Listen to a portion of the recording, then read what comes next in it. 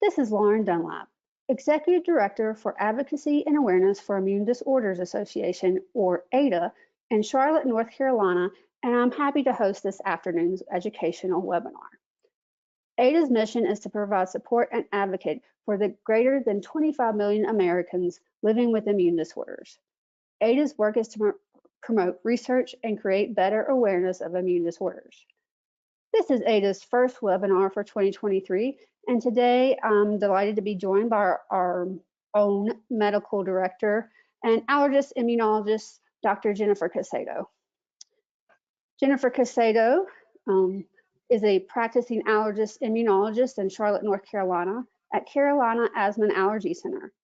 Dr. Caicedo is a fellow of both the American College of Allergy Asthma Immunology and the American Academy of Pediatrics.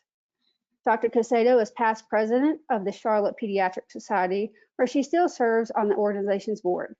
She is also past president of the North Carolina Allergy Asthma and Immunology Society and current executive medical director for AAIDA.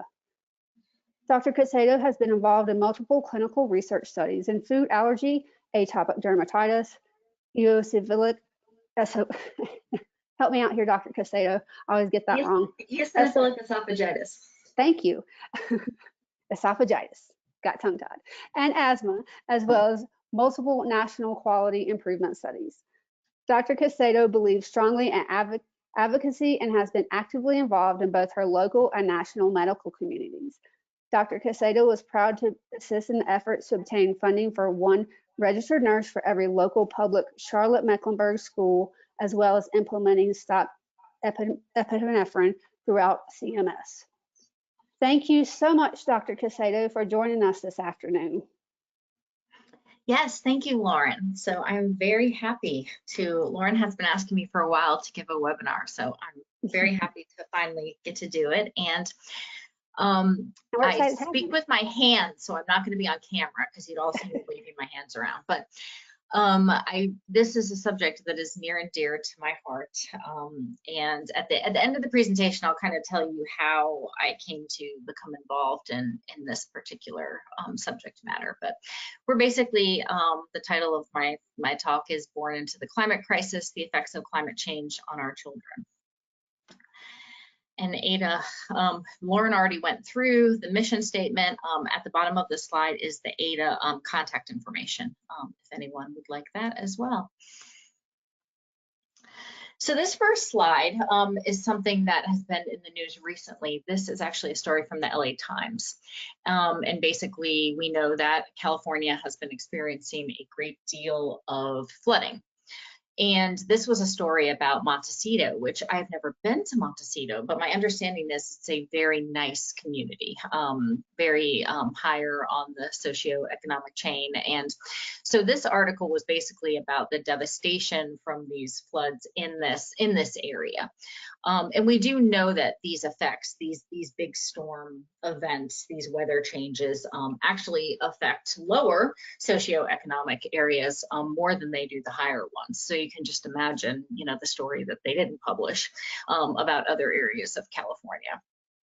And if this article had been in the summer, it would have been about the fires, because clearly California also has issues with their wildfires as well. Oops, went too far. Okay, so talking about child health in a changing climate. So basically, what I'm going to start with has to do with heat and rising temperatures.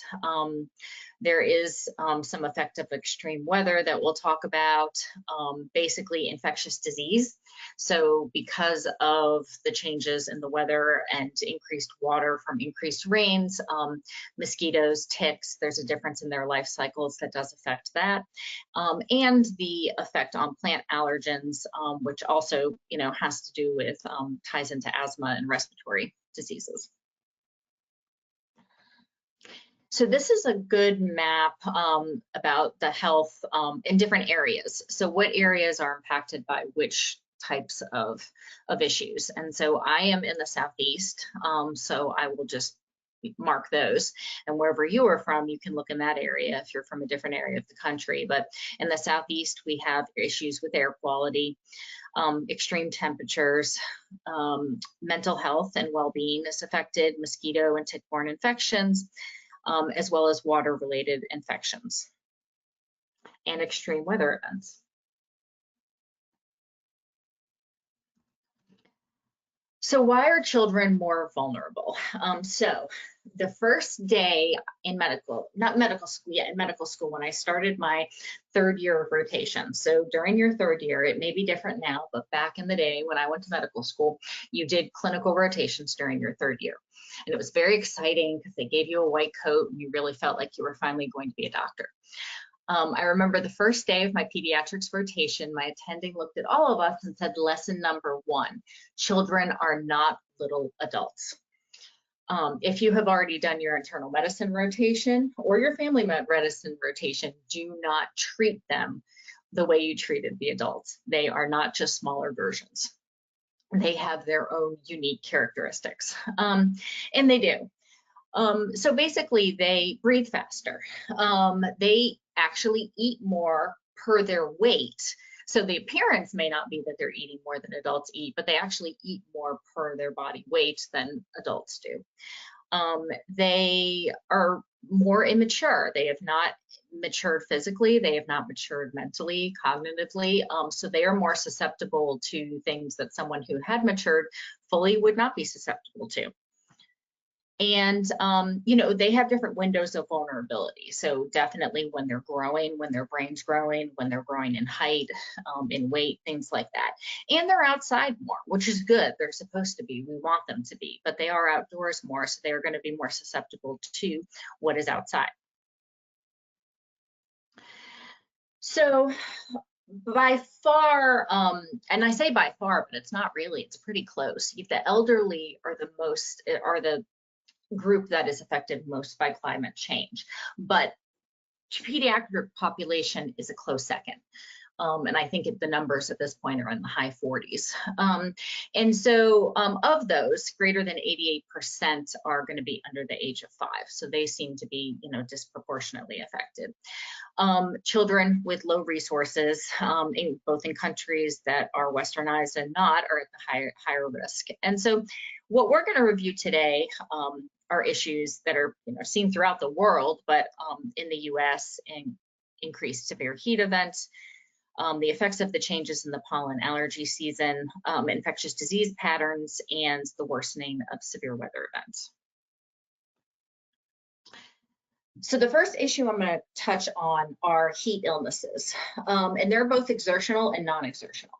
So by far the exertional is seen more in high school athletes and by far more in football players. They are actually 12 times more likely to suffer heat illnesses than all the other sports combined. These tend to occur more during August in the warmer months. So you don't really hear about it this time of year, but come the summer and when football practices start, we'll start hearing about cases of this. And the issue with these is that when the body heats up, the body, you know, likes to be at a certain temperature. And it's okay being a little warmer than that. But once it starts to get too warm, your muscles will actually start to break down. And your heart is a muscle. So when you think about it, you know, not a good scenario. But it'll cause kidney failure from muscle breakdown, you know, all sorts of issues. I'm sorry, my slides have a mind of their own, but so, you know, that's where this comes into, you know, being, you know, it's becoming an increasing cause of death in these athletes. And it's actually the third major cause of death in teenage athletes behind traumatic and cardiac causes. And this just shows there's been a rising of the ED visits for these issues over the years. So there's also non-exertional heat illnesses, and these are the stories you also hear during the summer, and these are the heartbreaking stories. So the young children who were left in the car, and they're not able to, you know, get out of their car seats, and or they were sleeping, and the car, you know, as you know, in the summer, if you close your windows and close the doors of your car, it gets very, very warm. And so basically, children under 1 are at an increased risk of this. They don't thermoregulate well, so kids don't control their body temperatures as well as adults do. And there's a high rate of mortality from this. Okay, and so why are the children more vulnerable? They make more heat. They have a higher body surface to mass ratio. They have a lower blood volume, so they can't get rid of the heat because we are dependent on the blood flow to our skin and other surfaces to dissipate heat, and so they don't have as much blood to circulate. They have a lower rate of sweat production than adults do, and they're more dependent on others to replace their fluid losses. They need to be given something to drink or make sure when there are practices they have enough water and they're being given opportunities to drink it. So they're more dependent and not able necessarily to replace their fluids themselves. And they don't acclimate to higher temperatures as quickly as adults do. So if you put an adult in a higher temperature situation, maybe within 5 days, their bodies will have acclimated to it. A child may take, 10 to 14 days to acclimate. So the next subject is near and dear to my heart because it's what I do.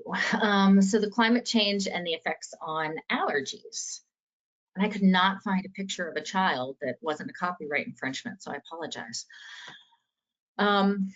So one of the main organizations, the American Academy of Allergy, Asthma, and Immunology, or otherwise known as the AAAI, sent out a survey in 2015 to its members. And basically what they asked was, first of all, what are your views on climate change? First of all, do you believe it exists, that it's really happening? And over 80% of respondents said that they did believe it was happening. So this was sent out to, board certified allergists and immunologists. 76% indicated that they felt like it was by some degree caused by human activities. So, right, where we source our energy, our driving habits, all sorts of things that we know can influence the climate. 63% think it's relevant to direct patient care, and 74% thought that it is affecting the health of their personal own patients. And the amount varied, so a great deal, 10%, moderate around 38%, or only a little, 26%. So what effects are they seeing? And so the most common ones were air pollution related increases and severity of chronic disease. And so this really is respiratory diseases. So whether it's severe asthma or even asthma that's not severe, COPD, there are some other more rare lung diseases that we take care of. So this is really, the highest effect they felt like they were seeing was in that population. But not far behind an increase in allergy symptoms. And so we're going to talk a little bit about that very soon. Injuries and, heat-related effects, so heat illnesses, vector-borne infections, which we'll touch on in a little while. And then just, diarrhea from water, foodborne infections. And what they also thought was, we're seeing this now, and in 10 to 20 years, we're probably going to be seeing more harm caused by climate-related issues. So how does climate change affect pollen production? So basically, and a lot of the studies have been done on ragweed because it's a single pollen, whereas trees, there are, hundreds of different species, and so it's harder to nail it down. But with ragweed, since it's a single pollen, and it tends to, have a specific season that you can say, okay, well, let's look at ragweed. But clearly this is happening with all of the other pollens as well. And so basically ragweed plants grow faster, they flower earlier, they produce greater amounts of pollen. And so this is all linked to carbon dioxide. So where there's in urban areas, there's greater levels of carbon dioxide, there's increased temperatures, and so you will get more pollen. And this is higher in compared to rural areas, probably because in urban areas, you have a lot more traffic, there's a lot more, there's a lot more places for there to be this air pollution produced as opposed to rural areas. And then if you double the atmospheric concentration of carbon dioxide, you get a 61% increase in your ragweed pollen production.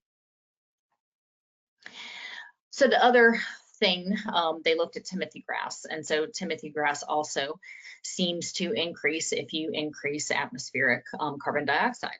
So if it's double the amount, you get a 200% increase in pollen.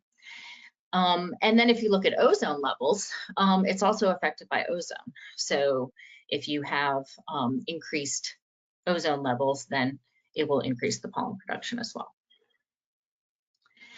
So the other thing that comes along with this, so there's more pollen, but there's also longer seasons. And so this talks about ragweed, but the truth is that, you know, even our tree pollen season, I mean, since I began practicing, I can tell you, I used to tell patients, oh, you know, start your medicines, you know, mid to late February. Well, now I have patients who are symptomatic mid-January. So you really have seen a shift in, you know, when people are beginning to have symptoms, and the seasons are lasting for longer.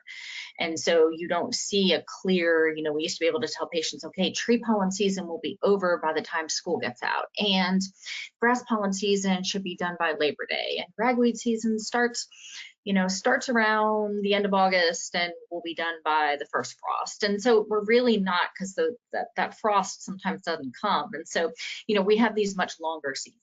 And so of course this is going to vary by where you are geographically.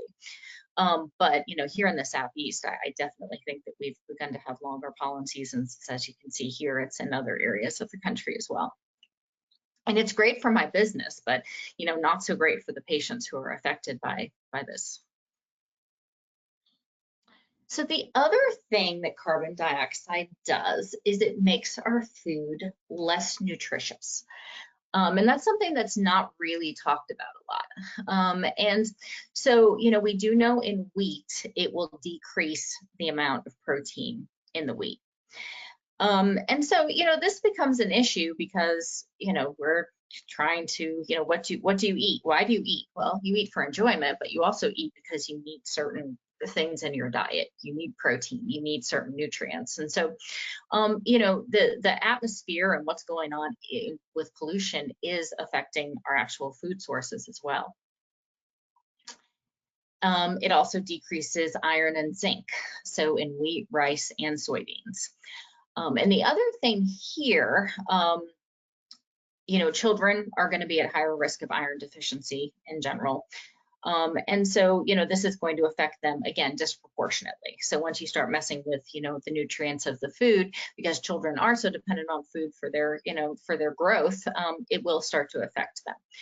The other thing that I do not have a slide about that hasn't had a lot of research, but is beginning to be something that is being looked into is the allergenicity of food. So it is thought that elevated CO2 actually makes plant food proteins more allergenic.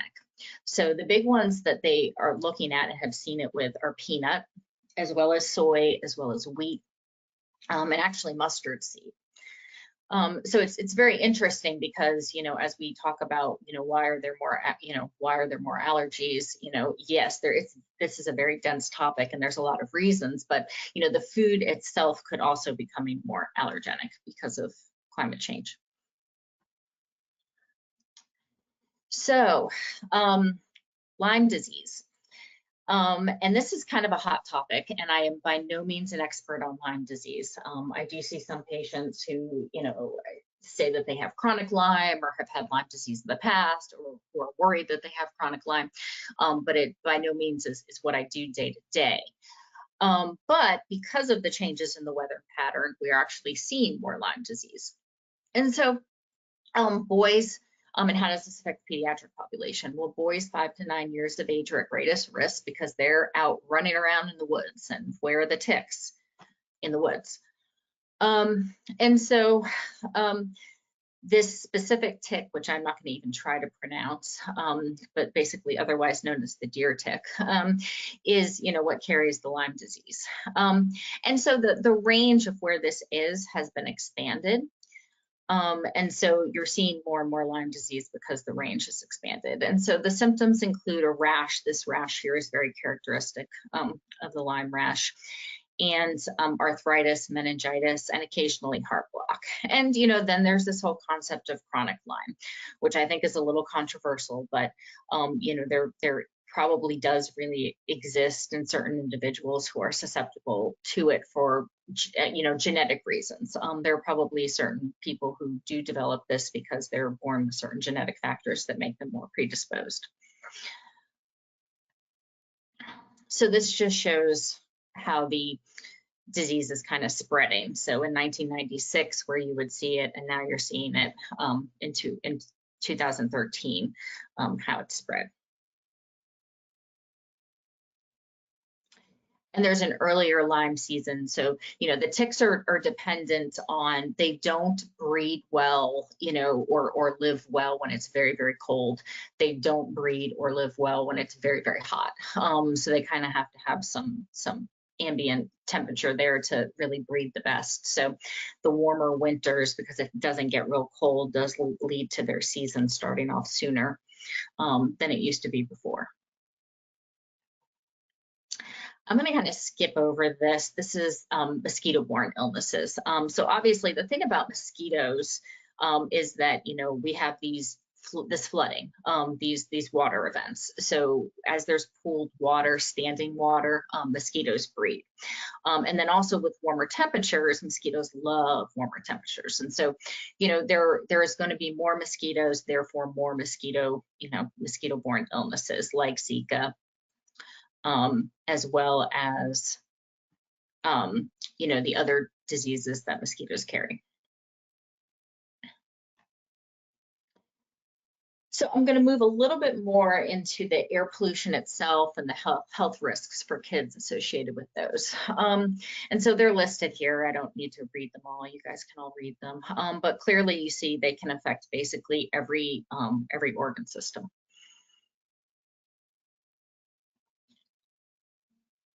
And so why are children at risk again? And we've kind of, you know, gone over some of the reasons. It's kind of the same reason they're at risk of the heat illnesses. They, you know, they have, they breathe faster. They are outdoors more. They are more physiologic immature. They're more dependent on other people for where they live. So they don't pick if they live in a very polluted area of the country, or, you know, even if they're, you know, within a certain distance of a major roadway. And so, you know, they're not in control of that. They also are not in control of whether or not they seek medical care, right? They're dependent on parents and other people to take them to the doctor. So, you know, there's a lot of reasons why children are more at risk of these things. And so what makes the air unhealthy? Well, there's ozone. And that kind of results from the heat and the sun in combination with what's already in the atmosphere. So you've got the, you know, the pollution that's coming from the plants, and you've got the VOCs that are coming from the paints and the diesel with the cars. And so you have all of the different things coming together with the sun to create the ozone. You have year-round particles, and so those are the particles that kind of hang out in the air and are always there, whether they be from fires or from, again, from automobiles or from plants that are different manufacturers that are producing the pollution.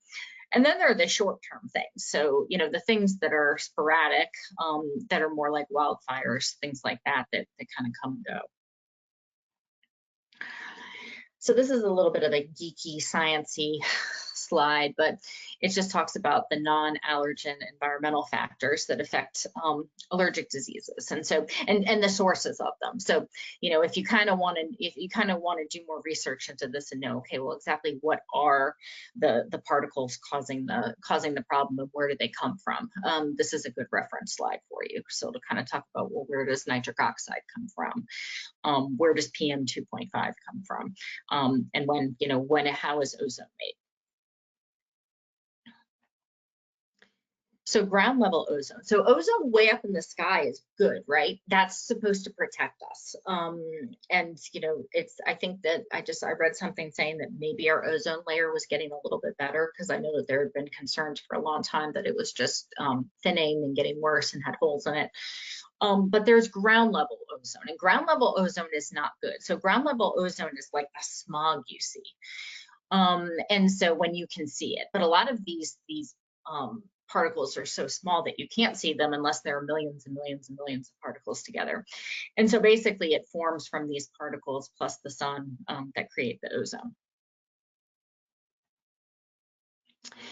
So the ozone standards were revised in 2015 to my knowledge, and I did look this up. They have not been revised again since 2015. So previously they were at 75 parts per billion and the new standard was 70. The American Lung Association and the American Academy of Pediatrics had both urged a lower standard. And this is just a little bit about the sizes of these particles. So when you're looking, thinking about, and these are very, very small, like, you know, microscopic compared to even a human hair. And so this just kind of illustrates that. But this isn't necessarily something you see in the air. And again, you do have smog, and you can see that once it gets very, very bad. But you know, it's there, and we don't always realize that it's there. So this is again a little bit of a geeky slide, but this is what is exciting for me, because as much as I am an advocate for policy changing and things that will prevent the production, or as much production of these particles and these chemicals that cause these issues with pollution, you know, you have to be realistic and think, well, that some of the damage has already been done to human health, right? And then also, you know, we'll probably never be able to completely eliminate it. So there are these things called cytokines. And if you see those TLR2, TLR4, all of those numbers. And so we've already designed these biologics to treat diseases that I take care of. So asthma and atopic dermatitis. And so they are targeting some of these cytokines. Now, the ones that are out now do not target these specific cytokines, but I do think, you know, as we, you know, learn more about particularly the respiratory diseases that are caused by climate change, that there's going to be a chance. With AAIDA, we do work with pharmaceutical companies and to work on projects and obtain funding, you know, to kind of, you know, say, hey, you know, these patients who don't seem to respond to the biologics that we give for, you know, anti-eosinophil, and eosinophils are allergy white blood cells, but we give them for those disease states. You know, are there other things that are causing their lungs? Like, they don't seem to have eosinophilic asthma. They have a different type. They have a different type of lung issue. You know, you could start, you know, creating some biologics that specifically target the damage that's been done by climate change. And so to me, that's exciting, that there may potentially be some therapeutic answer in the future. And so air pollution. So basically it makes the airways more, I like to describe it to my patients, twitchy, which means they're more hyper responsive, meaning that they're going to be more responsive. You know, if you breathe in like a strong odor, you may be more likely to react because you've been exposed to air pollution. Or if you have a lot of pollen allergy and breathe some in, your airways are going to be more hyper responsive than maybe they normally would have been if you are, you know, if you are affected by air pollution. They increase the airway inflammation, decreased lung function. This all results in increased hospitalizations and ED visits. And, you know, again, I talked about the airway inflammation as well as the broncho hyperresponsiveness being allergen driven. And it primes the airways to the allergic responses. And this next slide kind of shows that. So this is what ozone does. So ozone irritates the lungs. It makes people more vulnerable to the effects of small particles and allergens. So if you look in the picture to the left, it's got a nice open airway without, you know, lots of inflammation. And then as you move over, you see the tightening of the smooth muscle, the air trapping because the air can't get in and out, and there's an inflamed airway there.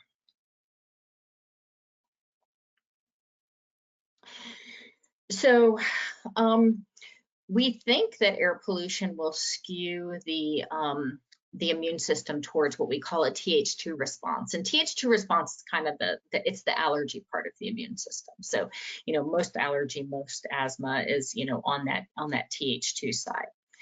And so basically it's thought that, well, this is just increasing all things, you know, allergenic and asthmatic.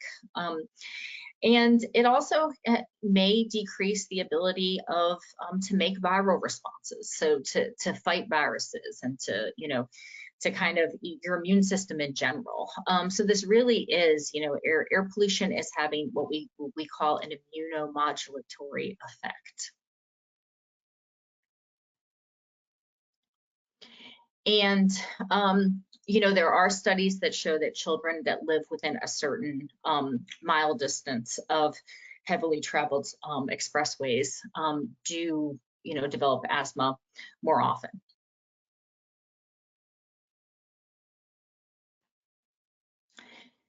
And so, you know, again, we talked about children can't choose where they live, where they play, where they go to school. So adults make these decisions for them. So you know, the policies, and adults are the ones who can vote, right? So they are the ones in charge of setting the policies which determine, you know, the air they breathe and the water they drink is clean and safe. So, you know, they are not, you know, they are not in charge of their environment. They are not in charge of the policies that control their environment. So again, they're obviously more susceptible to these changes and these things they can't control.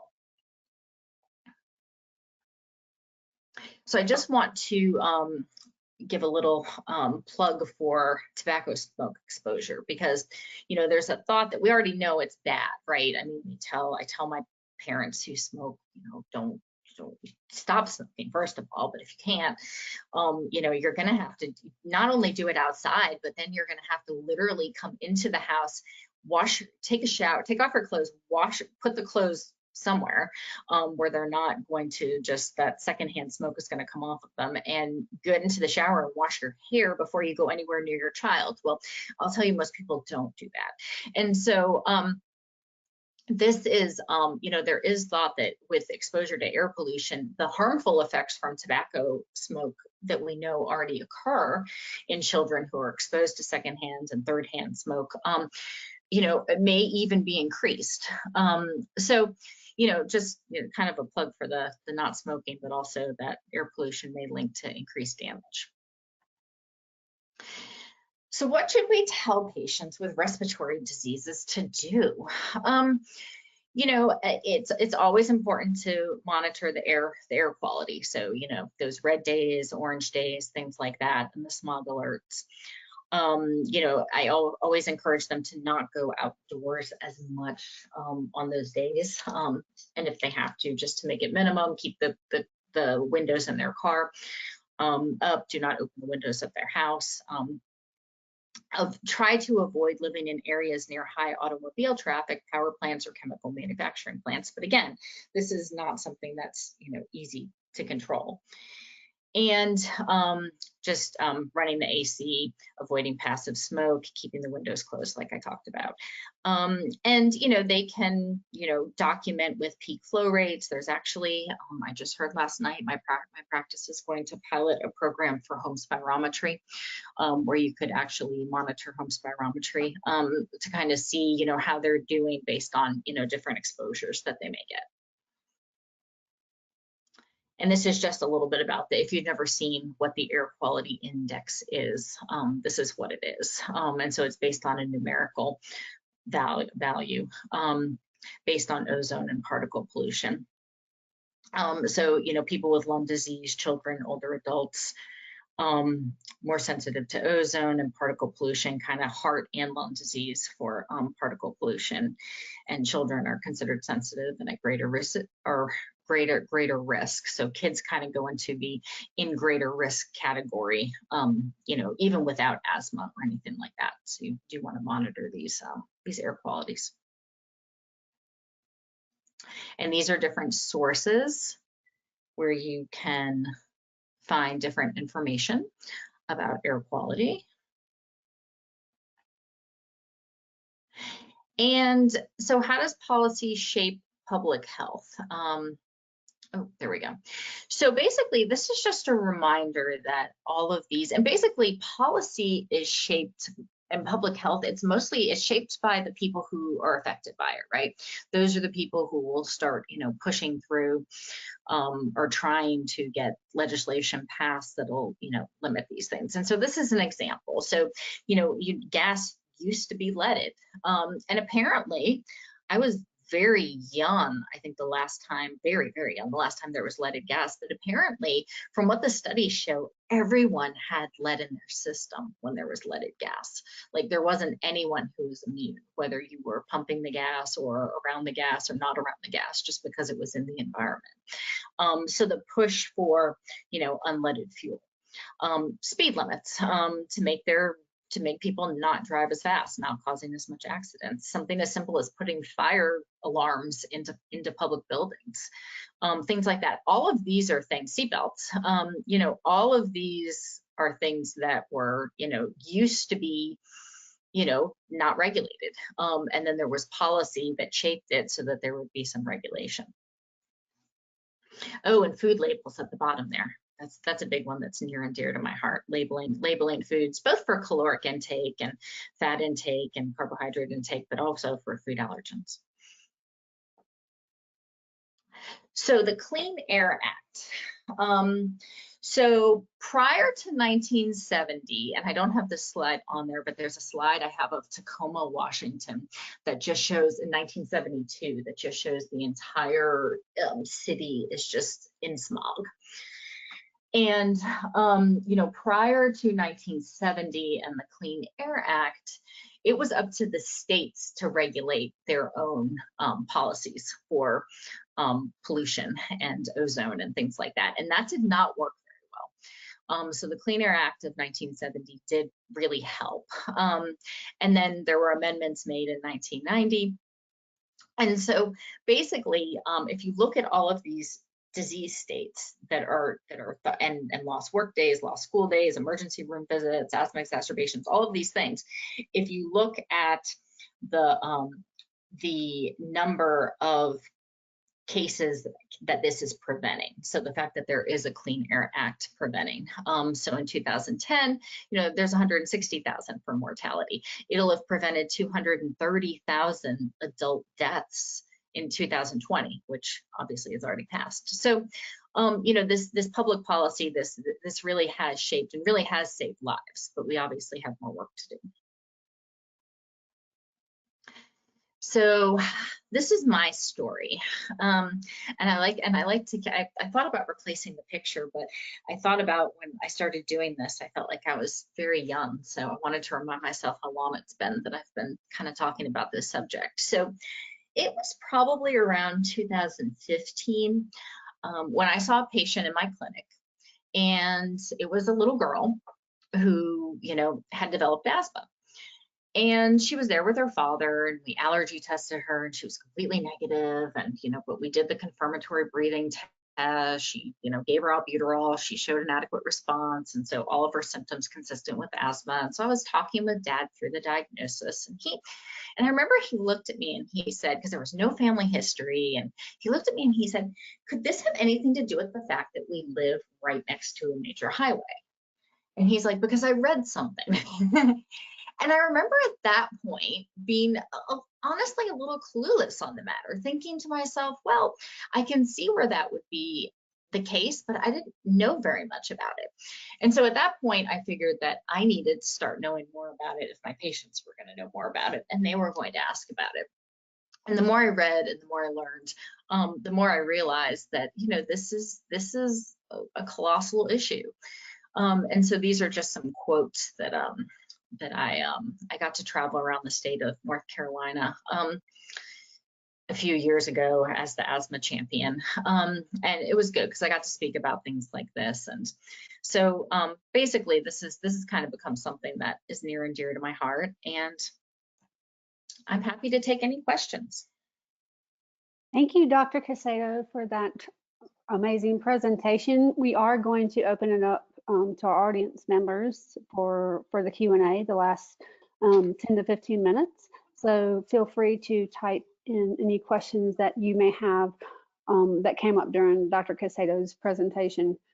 So Dr. Caicedo, you mentioned, let me look at the questions right here. Okay. So you mentioned CO2 makes food less nutritious. Why is this not addressed more in the media, or even is there more research being done around this? This, like you said, it's not something you really hear a whole lot about. Well, the answer is that no, you don't hear a lot about it. But there are, a lot of things that I probably spoke about that you don't hear. We hear a lot about these big weather events, right? They're in the news all the time. But and about does fracking cause air pollution? And if you don't know what fracking is, it's the way that they harnessed natural gas and oil. It's the method that they use. So all sorts of things that you hear about, and there are political buzzwords about what we should be doing in terms of air pollution. But no, you don't actually hear about these issues. And I honestly think it's that they are being studied in very small at a small level, but any sort of study that you do requires funding. And so my guess would be is that there's just not the funding there to fund studies like this, to really look at it more, to bring it more out into the open, into the light. So it's an article here, an article there that looks at these things. And so I think it's probably also like that with the food allergenicity. You don't actually hear a lot about that, but again, we know that this has the potential to also affect that. Thank you, Dr. Caicedo. That was a very helpful answer. Since you've been practicing medicine, and this is just a personal opinion, what do you think the percentage or the increase of the number of children has been who are developing allergy or asthma and related conditions? You think what do you think that number looks like, and the number of years you've been practicing? And where do we go from there with that number? And this is a little bit controversial in terms, not the allergy part, because we definitely know. I would say it's doubled in terms of for allergy, particularly in younger kids. So we're seeing allergy, earlier and earlier. There would be a time when I would not even do outdoor testing on anyone younger than 3. Then that dropped to 2. But I have seen very, very positive skin testing to pollens. And not only, because you figure, yes, they're going to be around dust mites and pets if they're pets in the home. So yes, they may develop those allergies, but to outdoor things. I've had 18-month-olds, 15-month-olds who test very, very positive. And that is just something that was unheard of, when I first started practicing. Again, we never even tested. And it's, the same thing with food allergy, which is why we, are trying so hard to combat that with early introduction of foods. And then, with asthma, it's all on the same spectrum. So, I would say it's probably hasn't doubled like the allergy has, but it's probably, 30% more. And you're seeing it younger. And it's harder to give a definitive diagnosis when they're younger, when they can't do breathing tests. But basically what we do is we look at, do they have eczema? Do they have food allergies? Do they have they developed like pollen or, and even dog, cat, environmental allergies? And do they have a parent who, mother or father who has asthma? And the rate of development of asthma in a child who has started wheezing very young is going to be up over 65% for that certain scenario. Wow. So thank you for answering that, Dr. Caicedo. So you mentioned earlier Lyme disease and the culprit being the deer tick, right?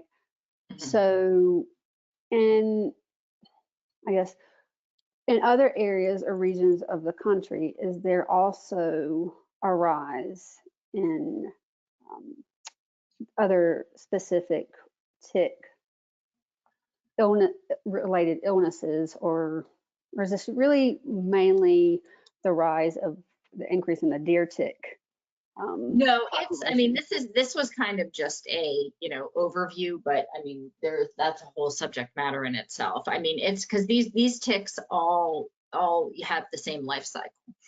So whether it be this or, the only other, because I don't necessarily see a lot of tick, like diagnose them because of what I do. People don't come to me for those things.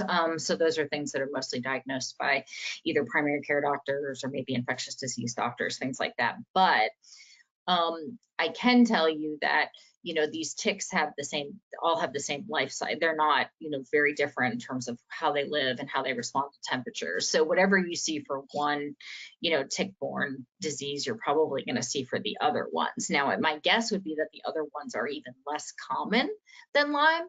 So, you're not going to see as big of a bump in those numbers because to start with, they weren't as common. The other thing is, there is so the only tick that is directly related to what I do is there is a tick that causes actually a meat allergy, a red meat allergy. And so that a tick bite. And so we have definitely seen cases of that. It's something called alpha-gal increase over the years. Again, is it common? Do I see it? Do I see it maybe once every 6 months? Maybe. I mean, again, not when you say common, like not very common, but there's definitely been an increase. And again, it's because of what's happening with the ticks and the life cycles.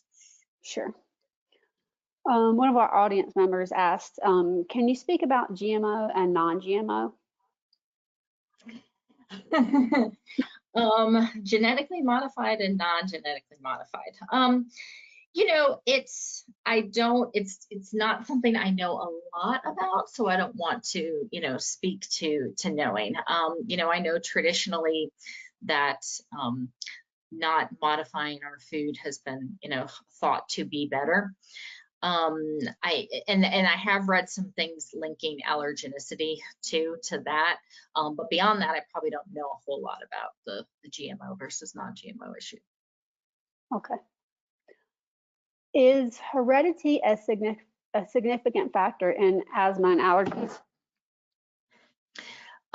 It is, but it is a combination. So it's going to be a combination of genetic predisposition plus your environment. And that's where all of this comes into play, is that it's not just one thing. So, I get questions all the time that, my father had a penicillin allergy. So does that mean I'm going to have a penicillin allergy? And the answer to that is not yes, because it's a combination of exposure versus genetic predisposition. And so, we do know that any sort of allergy, as the genetic predisposition is inherited down the line, it's not usually the specific allergy as much as it is the predisposition to have some sort of what we call atopic disorder. But how that manifests is more than likely going to be a factor of your environment. You're going to develop something more than likely, but what it is probably going to be, determined by your environment. I've always felt that question when it was asked of other physicians or allergists, immunologists. They always kind of said the same thing with you and kind of chuckled. It's like, okay, this is a loaded question here, but I'll answer it. Yeah, and there's all sorts of, and it's not even just for allergies and asthma. I mean, take my talk and apply it with autoimmune disorders. Sure. There is a whole level of research that, probably has started going on linking those, because these same immune changes that you're seeing could also fuel autoimmune disorders as well. So you did talk about earlier lowering the ozone particle standards. So, for example, you said once upon a time it was 75 and now 70. So how does one go about helping to lower that standard? It seems kind of a bit complicated process. And how many years pass before it's actually lowered? Well, as you see, that was in but 2008 was what it was in 2008 was 75. So I don't know if there's actually a time frame in terms of every 7 or 10 years that they look at lowering it or not. This is all linked to, you know, legislation. And so, you know, and there was a lot of press not long ago about there was something that was put through, some sort of legislation that was put through, but that also gave, you know, kind of the EPA back some of their power that Donald Trump had taken away. So whatever, you know, whatever part of the aisle you fall on, you know, he had kind of reeled in the EPA, and so, you know, that some of that power was given back to them. So, you know, that was thought from an environmental perspective to be a good thing. But, you know, basically what you need to do, and it's you need to figure out what what legislation is being brought out there. And you know, is starting probably first at a local level. So finding out who are your representatives, and, you know, what bills are they backing, what are they doing, and what's going on within the state level. And that's probably what I recommend doing first. You know, there are all sorts of organizations who, you know, go to Washington and advocate. There's an organization called the Medical Consortium for Climate Change, and that is mostly medical professionals, but, you know, who will go to Washington and you know, talk to legislators. You know, and the Asthma and Allergy Network, they do it in terms of, you know, for asthma and allergy legislation. And so you could tap in with some of those groups, and certainly, you know, join within their efforts, because yeah, it does seem kind of daunting on a personal, like an individual level, to try and you know, shape some of these policies. Sure. Everybody needs a little help with when it comes to working on the Hill.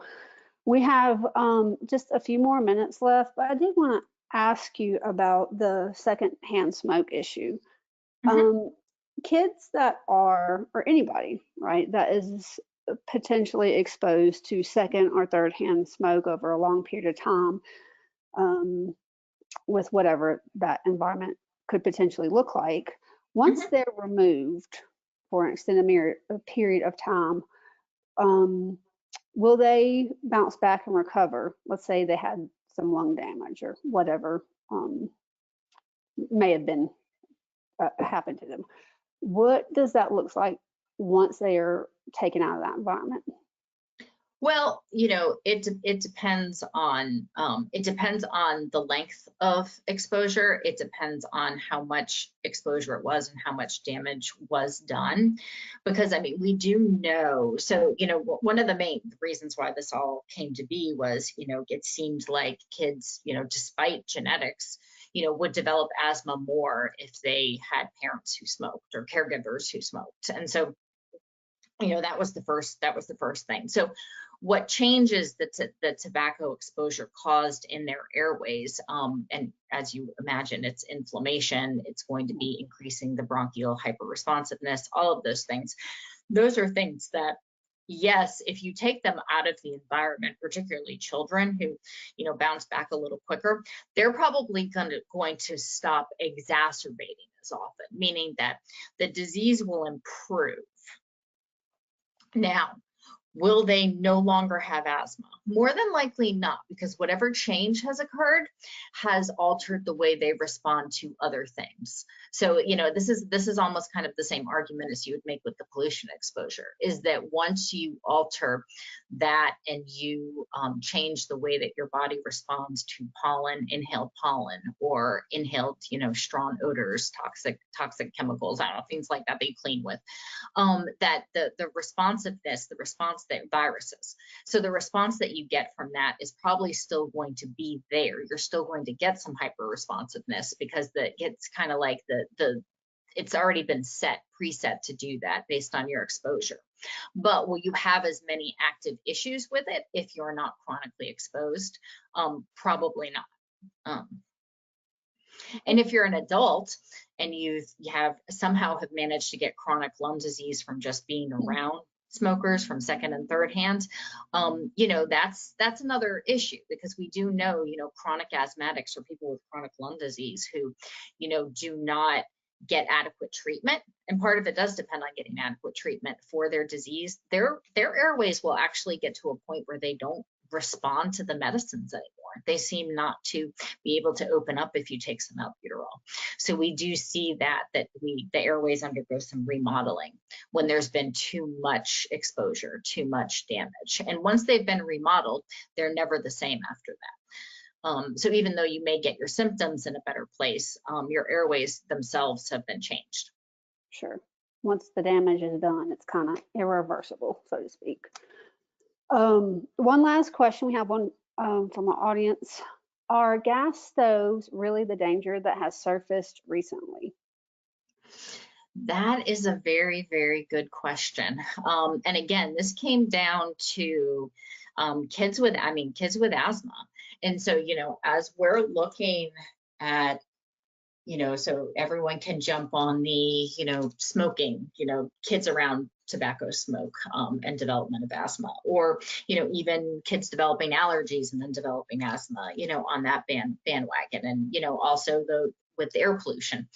But, you know, it's as you start to ask the questions about why do we see so much more of this, as you start to actually ask about the environment that the children are living in, that's when you start to kind of make the connections. And so, yes, I mean, clearly, you know, you can have your gas stoves and gas fireplaces well vented and you're going to have less of an issue, but clearly there isn't 100% venting. And so you're still going to have, and we do know when natural gas burns, that it does release these pollutants, that yes. And again, this probably comes down to, well, are you more susceptible to that? Because just like anything else, you could have a child who grows up in a house that had all gas appliances that never had any issue. Well, more than likely, they had no family history of asthma, they had no family history of atopy, they had none of those other genetic factors that may contribute to it, or other genetic factors that we don't even know about. So yes, I mean, I do believe that this is a real issue, but I don't know that it's going to affect everyone, meaning I'm not sure that you can just make a blanket statement and say, you know, every gas appliance should be outlawed because of this. I think it has the potential to affect certain populations, and it, you know, can be a cumulative effect with everything else that they're exposed to. Sure. Dr. Caicedo, thank you so much for being with us this afternoon and volunteering your time to educate our community. And thank you to our audience for tuning in to this afternoon's webinar. Do please take a few moments to fill out our quick 5-question survey at the conclusion of today's webinar to help us better serve our patient community. And if you enjoyed today's presentation, please consider making a tax-deductible donation to AIDA on our website at www.godoaida.org. And your contribution helps us to be able to conduct educational initiatives such as today's webinar, and also be a resource for our patients and medical community. This is Lauren Dunlap for Advocacy and Awareness for Immune Disorders Association, and we hope you have a fantastic afternoon. Thank you so much.